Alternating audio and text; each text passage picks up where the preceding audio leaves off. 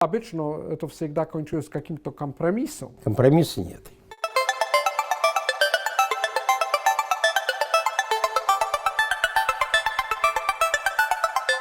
Добрый день, дорогой пан Марек. Есть такой анекдот, который гласит, что человек, который рассказывает вам о себе, зануда. Человек, который вам рассказывает о других, сплетник. Человек, который вам рассказывает о вас, приятный собеседник. Поэтому я предлагаю начать с нас, то есть с России, поскольку у тебя вышла, на мой взгляд, программная статья о проблемах экономического роста в России. Давай с этого пункта и начнем. В чем пан Марек, внимательно наблюдающий российскую экономику в течение нескольких десятилетий, видит главные проблемы экономического роста в России? Но если говорим о нынешних проблемах, потому что это менялось, я бы сейчас назвал несколько. Во-первых, это демографический барьер. Население в трудоспособном возрасте сокращается. И, как показывает международный опыт, в условиях сокращения количества занятых очень тяжело думать о экономическом росте, как бы агрегатном росте. Второй такой фактор, который я бы назвал, это неблагоприятная предпринимательская среда. Предпринимательская среда, предпринимательский климат. Что здесь возможно сделать? Здесь, с одной стороны, ответ не так сложный, но с другой стороны, я вполне осознаю, что то, что я о чем скажу сейчас, в российских условиях не такое простое, чтобы вести жизнь. Но я бы сказал, что государство должно само себя ограничивать и построить эффективные сдержки и противовесы в политической системе. Но первый вопрос – это, конечно, судебная система. Если мы говорим про защиту прав собственности, то это ключевая роль. Но понятно, что судебная система в России, она не независимая от исполнительной и даже законодательной власти. Кроме независимой судебной системы, что-то может сильно и положительно влиять на предпринимательский климат? Ну, роль правоохранительных органов. Я думаю, что здесь эта проблема не только России, скажем, из страны бывшего СССР, которых как бы система более открытого порядка, назовем так, но все-таки они тоже борются с этим проблемой. Ну, соседняя Украина. Нельзя сказать, что там есть сейчас авторитарная система, но злоупотребление правоохранительными органами в отношении бизнеса и обычных граждан продолжаются. Я думаю, что в случае России есть явно слишком большие компетенции всех этих органов. Но мне кажется, что это тоже проблема, насколько, например, органы, которых мандат это прежде всего безопасность страны, я имею в виду там разведка, контрразведка и того типа службы, насколько они вообще должны входить в бизнес. Кроме каких-то крайних случаев. Входить в бизнес в каком смысле? Ну, в смысле проверок разного типа, наездов и тем похожих. Так что это создает как бы хорошую почву для разных злоупотреблений. Это понятно, но с другой стороны, если бизнес – часть оборонно-промышленного комплекса, то там неизбежно появляются специальные службы, занятые контрразведкой, разведкой и так далее, и так далее. Ну да, но они должны ограничивать свою роль тому, в чем состоит их задача. То значит, они должны там противодействовать возможной утечке информации, охране государственной тайны, но они не должны как бы входить как бы в стандартную бизнес.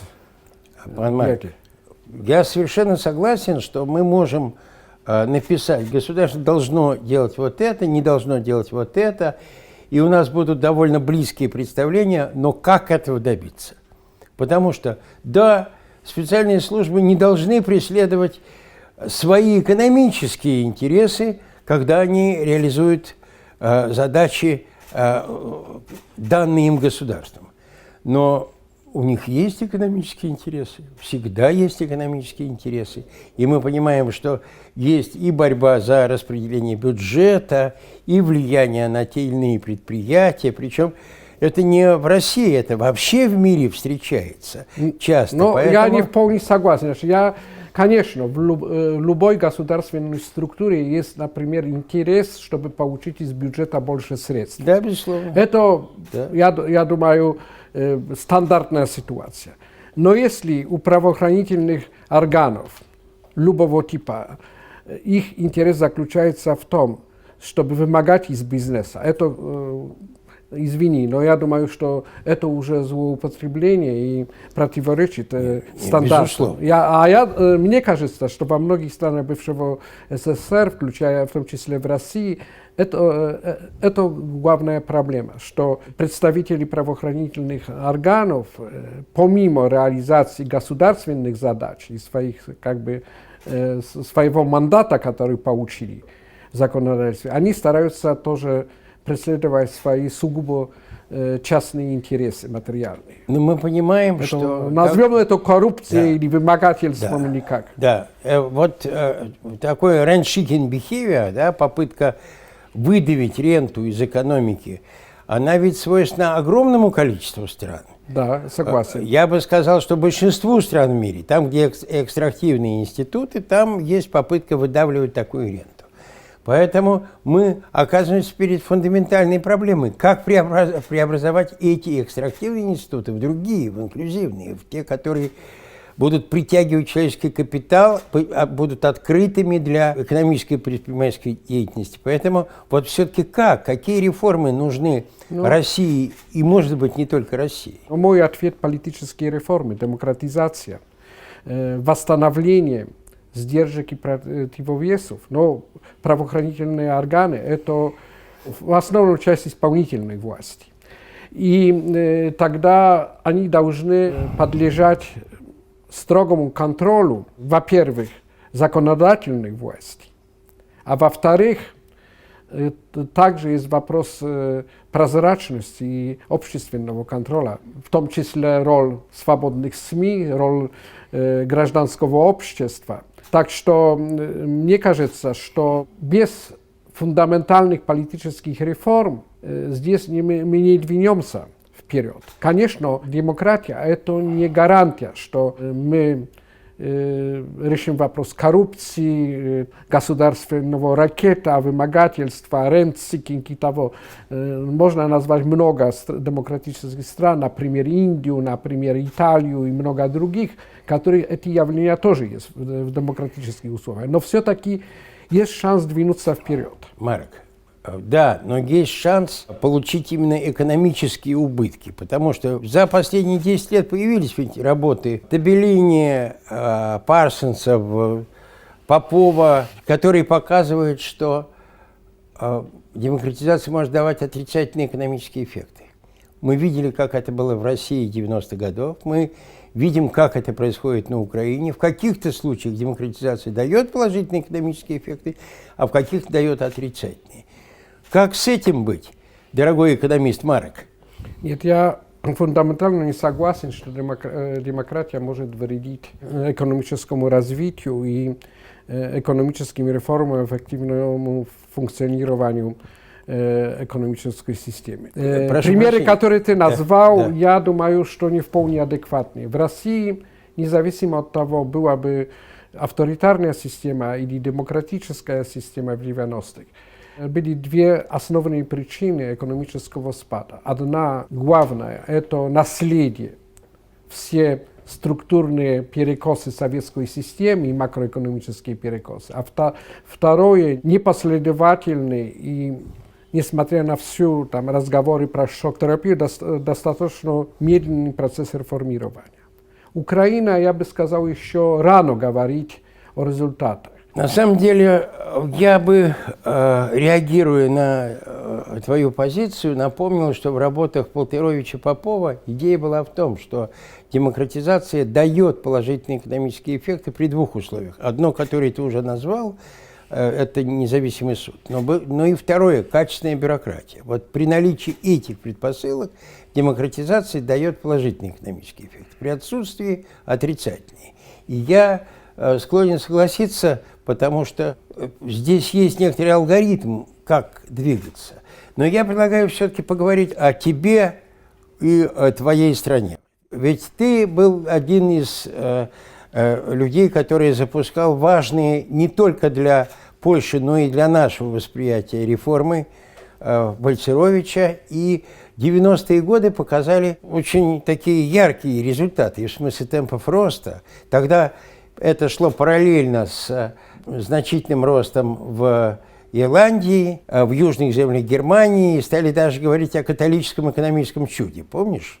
Поэтому вот как ты объясняешь этот феномен роста как в Польше, так и в некоторых других католических регионах Европы? Есть ли тут связка с культурой? Говорю откровенно, я связи между экономическим ростом и доминирующим вероисповеданием я не вижу. Если мы говорим про 90-е, то как бы успешная трансформация произошла не только в Польше, она произошла также в Чехословакии. Тогда еще началась Чехословакия, потом Чехия и Словакия. Она прошла в балтийских странах, хотя там, конечно, период спада был немножко длиннее, но из того, что унаследованные перекосы были намного более серьезные, чем в экономике стран Центральной Европы. А в мире мы можем назвать тогда период очень быстрого роста, например, в Южной Корее, в Чили, страны, которые называют там разные вероисповедания.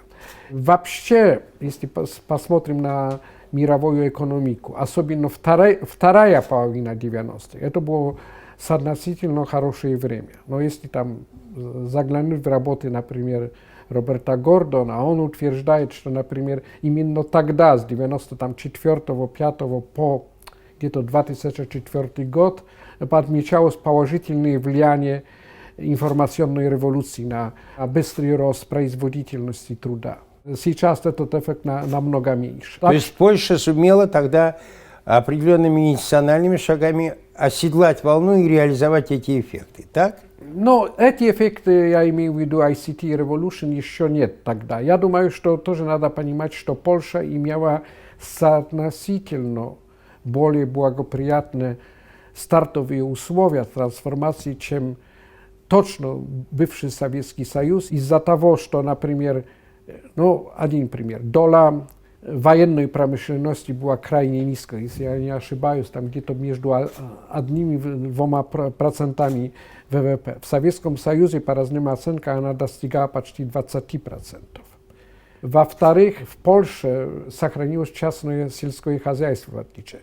И здесь, если посмотришь на структуру спада во многих странах, точно опять во всем бывшем СССР, очень важной составляющей этого спада был спад в сельском хозяйстве. В Польше этого не было. Из-за того, что... Почему не было? Сельское хозяйство сохранило частную собственность. Оно было раздроблено, не очень эффективно, но все-таки оно существовало уже на рыночных условиях. И можно несколько таких факторов добавить. То есть это исторические факторы? Да, исторические факторы. Кроме того, реформы были проведены достаточно быстро и, я бы сказал, комплексным путем.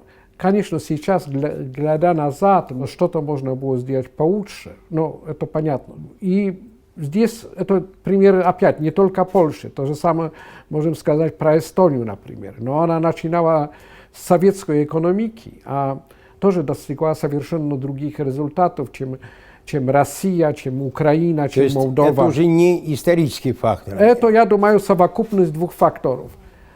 Во-первых, то, что называется стартовые условия, они играли, конечно, роль. А второе, качество программы трансформации. Да, я могу подтвердить, мы смотрели эстонский опыт. Эстония использовала институты в основном германского типа, хотя, казалось бы, рядом процветающая Финляндия, и оттуда вместе с близостью языка можно было брать и институты. Нет. И они нашли свои решения, связанные с электронным правительством, очень эффективные. То есть все-таки бывают достаточно успешные А это случаи. не католическая страна. Согласен, согласен. Но в данном случае они сумели, мне кажется, использовать и культурную особенность, закладывая это дело в институциональные преобразования. Но это были культурно интересно, что нестандартные надо помнить, что ходы. Эстония не мононациональная страна. Да, совершенно верно. Там значительное российское меньшинство, на которое тоже, мне кажется, успешно подключилось. Интегрируется, во всяком случае, в муниципальное управление, что достаточно важно. Мы на этом будем заканчивать, Марек. Я получил эстафетную палочку этого разговора от Натальи Васильевны Зубаревич. Теперь передаю ее тебе. С кем ты будешь разговаривать дальше? Но мое Марек? предложение, Евсей Томович Гурвич, это позволит продолжать эту линию разговора про факторы экономического роста и как бы перспективы экономического роста. Я думаю, что это одна из главных проблем России. Так что... И один из лучших макроэкономистов России. Да, ну Поэтому конечно. Евсею поклон, по-моему, это прекрасный выбор. Спасибо, Марек. Спасибо.